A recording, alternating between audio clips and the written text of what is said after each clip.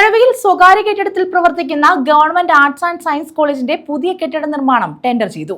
CR Mahesh MLA ആണ് ഇക്കാര്യം അറിയിച്ചത്. 2 ഘട്ടങ്ങളിലാണ് കെട്ടിട നിർമ്മാണം നടത്തുന്നത്. ഒന്നാം ഘട്ടമായി 3 നിലകളുള്ള കെട്ടിടമാണ് നിർമ്മിക്കുന്നത്. ഒന്നാം ഘട്ടമായി 3 നിലകളുള്ള കെട്ടിടമാണ് നിർമ്മിക്കുന്നത്. ഇതിനാണ് ടെൻഡർ ക്ഷണിച്ചിട്ടുള്ളത്. 2 ഘട്ടങ്ങളിലായി 12,393 സ്ക്വയർ ചതുരശ്ര മീറ്റർ അളവിലുള്ള കെട്ടിടമാണ് ലക്ഷ്യം.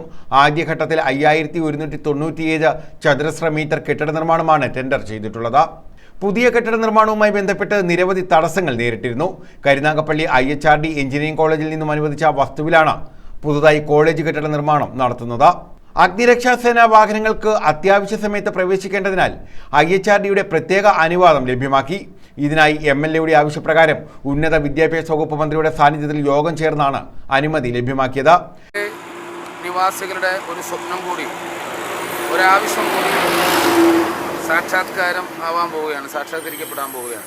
ഉമ്മൻചാണ്ടി കേരളത്തിലെ മുഖ്യമന്ത്രിയായിരുന്നപ്പോൾ ഗവൺമെൻറ് കോളേജ് ഇല്ലാത്ത എല്ലാ നിയോജകമണ്ഡലങ്ങളിലും ഒരു കോളേജ് എന്ന പ്രഖ്യാപനത്തിൻ്റെ ഭാഗമായി കരുനാഗപ്പള്ളിയിൽ ആരംഭിച്ച ഗവൺമെൻറ് കോളേജിന് ഇതുവരെ നമുക്ക് ആസ്ഥാന മന്ദിരം പണി ആരംഭിക്കുവാൻ കഴിഞ്ഞിട്ടില്ല.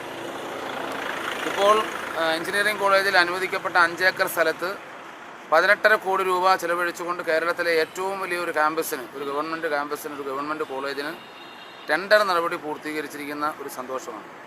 ഞാൻ ഈ കഴിഞ്ഞ 4 വർഷവും ഇതിൻ്റെ സാങ്കേതികമായ കുരുക്കുകൾ അടിച്ചെടുക്കുന്ന അതിൻ്റെ കൂടെ തന്നെയായിരുന്നു. ഏതായാലും എല്ലാ പ്രശ്നങ്ങളും അതിജീവിച്ചുകൊണ്ട് സ്ഥലം ലഭ്യമാക്കി ആ സ്ഥലത്ത് പണിയാനുള്ള കെട്ടിടത്തിൻ്റെ സാങ്കേതിക അനുമതി നേടിയെടുത്ത് ടെൻഡർ നടപടികളിലേക്ക് കടക്കുകയാണ്. ഇനി എത്രയും പെട്ടെന്ന് ടെൻഡർ നടപടികൾ പൂർത്തീകരിച്ച് നമുക്ക് കെട്ടിടത്തിൻ്റെ പണി ആരംഭിക്കുകയും വളരെ വേഗത്തിൽ തന്നെ, ആവശ്യത്തിനുള്ള ഫണ്ടായിട്ടുണ്ട്, വളരെ വേഗത്തിൽ തന്നെ നമുക്ക് കെട്ടിടം പണി പൂർത്തീകരിച്ച് നമ്മുടെ കുട്ടികളെ പുതിയ കോളേജ് കെട്ടിടത്തിൽ ഇരുത്തി പഠിപ്പിക്കാമെന്ന് നമ്മൾ പ്രതീക്ഷിക്കുക. ഗ്രീൻ പ്രോട്ടോകോൾ പ്രകാരമുള്ള നിർമ്മാണം നടത്തുന്നതിനാൽ വീണ്ടും എസ്റ്റിമേറ്റിലും ഘടനയിലും ആവശ്യമായ ഭേദഗതി വരുത്തി. കഴിഞ്ഞ ജനുവരി 25-ന് ചേർന്ന കിഫ്ബി ഡയറക്ടർ ബോർഡ് യോഗം 18.85 കോടി രൂപയുടെ പുതുക്കിയ ഭരണാനുമതി നൽകി. തുടർന്ന് സാങ്കേതിക അനുമതി ലഭ്യമാക്കാൻ കാലതാമസമുണ്ടായതിനാൽ CR മഹേഷ് MLAയുടെ നിർദ്ദേശപ്രകാരം മാർച്ച് 24-ന് നിയമസഭാ കോംപ്ലക്സിൽ ഉന്നത വിദ്യാഭ്യാസ ഡയറക്ടറുടെയും കിഫ്ബി അധികൃതരുടെയും യോഗം ചേർന്നു.